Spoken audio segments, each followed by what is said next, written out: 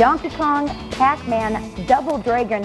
What's a better way to learn about video game history? Well, coming to the Wisconsin Historical Museum this weekend, we're going to pull out all our quarters this half hour.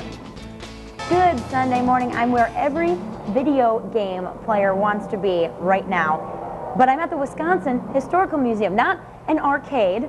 And this is a fundraiser for the museum. And you can come here and probably play all of the video games that were your favorites growing up in the 80s and early 90s. And joining me right now from the museum is John Lemke. Good morning, John. Good morning. Now tell me a little bit about the history of some of these video games. Some of these date back decades. That's matter of fact true. Some people have asked me, why is a history museum putting on a video game arcade? It seems a little odd. But if I were a curator, say in the 1950s, and I went to my bosses and said, you know, I'd like to bring in some Monopoly games from 1935 and put those on display, maybe have a tournament fundraiser, I would have been laughed at then too. I don't think they would be laughing at me now. So this is an opportunity for us to take advantage of some more recent history, what really is the material culture of an entire generation, and put it on display. Get a little history out there for a generation that may not be perceiving it so much, and raise a little money for us to help us keep our lights on and stuff at the same time. Well, sure, and one of the things I love about history is all of the information that you learn, you can utilize again years later. For example, we talk a lot about violence in video games nowadays, and really there's a game here that dates back to some of that first talk about violence in video games. That is right. Violent video games is not a new phenomenon. In fact, it's about as old as video games themselves. What we have here is the game Death Race. This came out in 1976 by a company called Exidy, and this is really where the debatable video game violence first came out.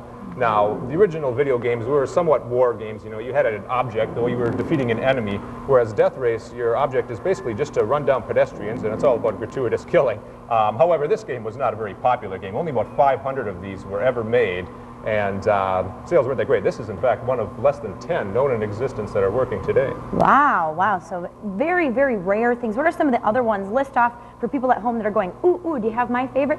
You have Frogger. We do have some of the classics. Frogger, Pac-Man, Donkey Kong, Space Invaders. You will find all those. You might also find some of the more less common games like Seawolf here. Seawolf is an interesting game as that gets its roots from a game called Periscope, which set the standard for 25 cents a play in the industry. Seawolf also is an interesting one in that you can reset the high score around your friends if you don't like the fact that you're getting beat. Which I might have to do if we play together. Awesome. Thank you so much for joining us, John. You. Appreciate it. And Brock and Michelle, of course, did you give me my quarters this morning before I left so I can play for you? Oh my gosh, they're in my desk drawer.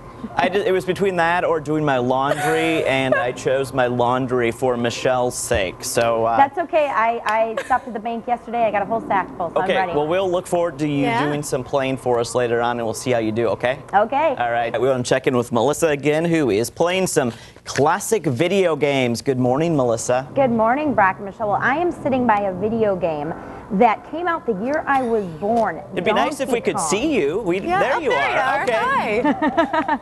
Donkey Kong, and it came out in 1981, and ironically, it wasn't supposed to be called Donkey Kong. The theory is, and this can't be proven, I don't have the information on that proven, but it was supposed to be Monkey Kong, and the printers got it wrong, named it Donkey Kong. Now, obviously, the monkey that is the character in here looks like King Kong, sort of, has a resemblance, and they sued, and, well, they lost, obviously, because the game continued, and now it has great publicity, and of course, everyone's playing it, and we are hanging out at the Wisconsin Historical Museum. I just died. We're hanging out at the Wisconsin Historical Museum for a fundraiser they're having, and this is just one thing you can do this weekend. Let's get a glance at what's going on in your neighborhood.